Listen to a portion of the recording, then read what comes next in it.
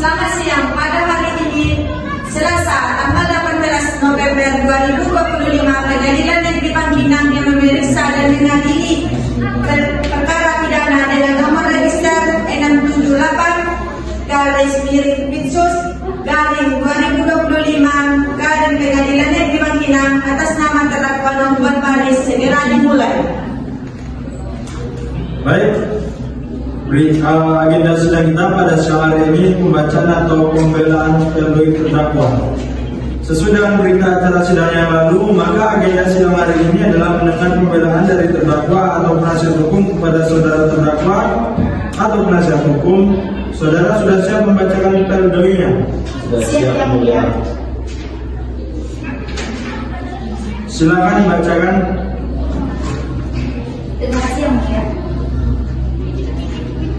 Majelis Hakim yang mulia, jaksa penuntut umum yang kami hormati, serta hadir di sidang yang kami muliakan.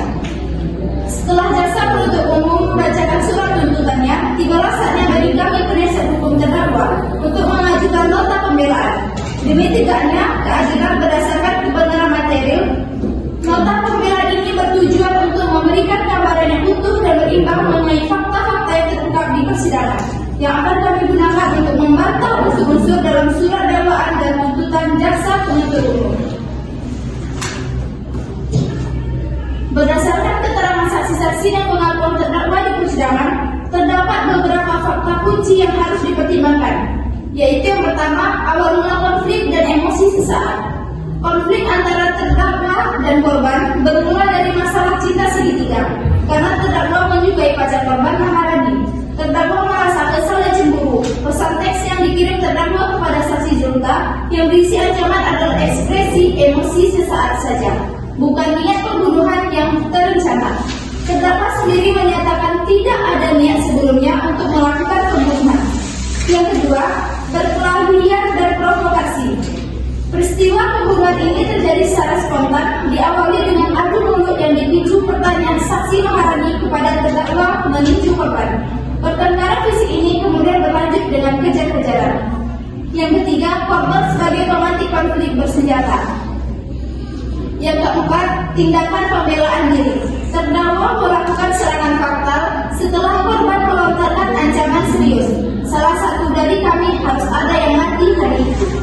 Terdakwa mengakui bahwa ia takut dan ingin menyelamatkan dirinya, sehingga ia terobsesi melakukan bahwa korbanlah yang harus mati, karena ia takut korban akan membunuhnya di lain waktu jika dibiarkan hidup. Yang kelima, penyesalan dan pertanggungjawaban.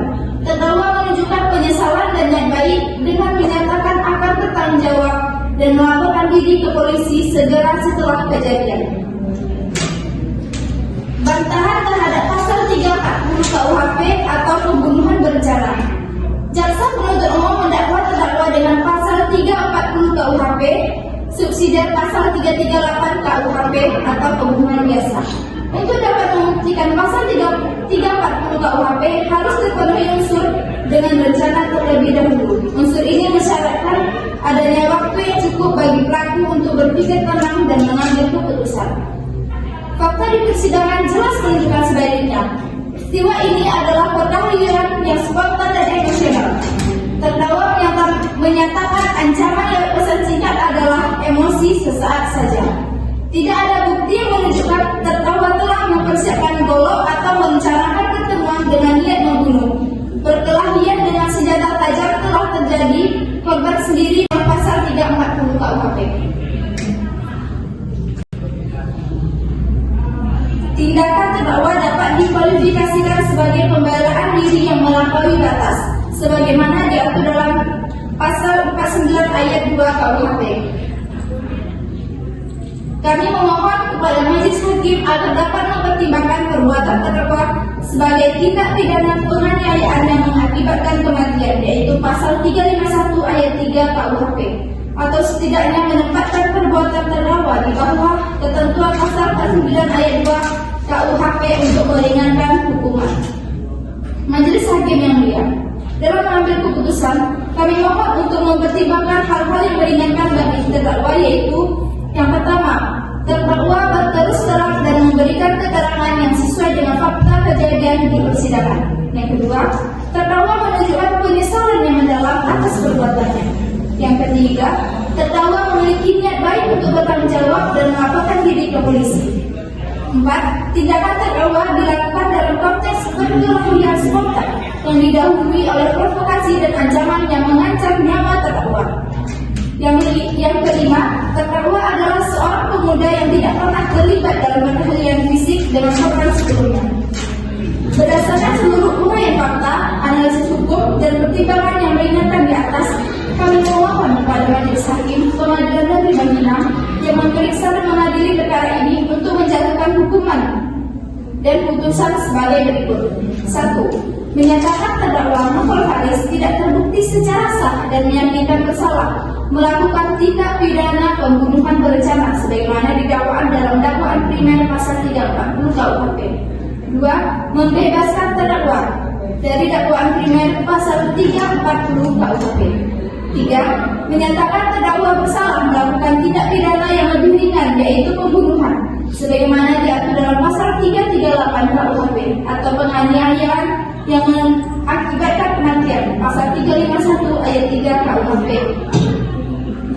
Yang keempat, menjatuhkan hukuman pidana terhadap terdakwa seringan-ringannya dengan mempertimbangkan pasal 49 ayat 2 KUHP serta faktor-faktor yang meringankan.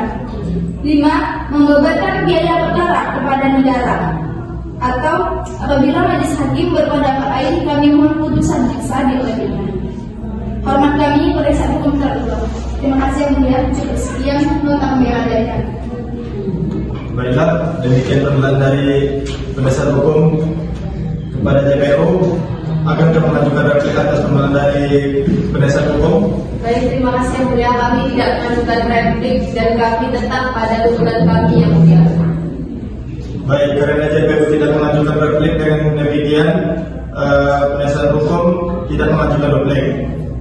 Baiklah, sidang hari ini dinyatakan cukup dan selanjutnya memberikan kesempatan yang mulia dan musyawarah mengambil keputusan.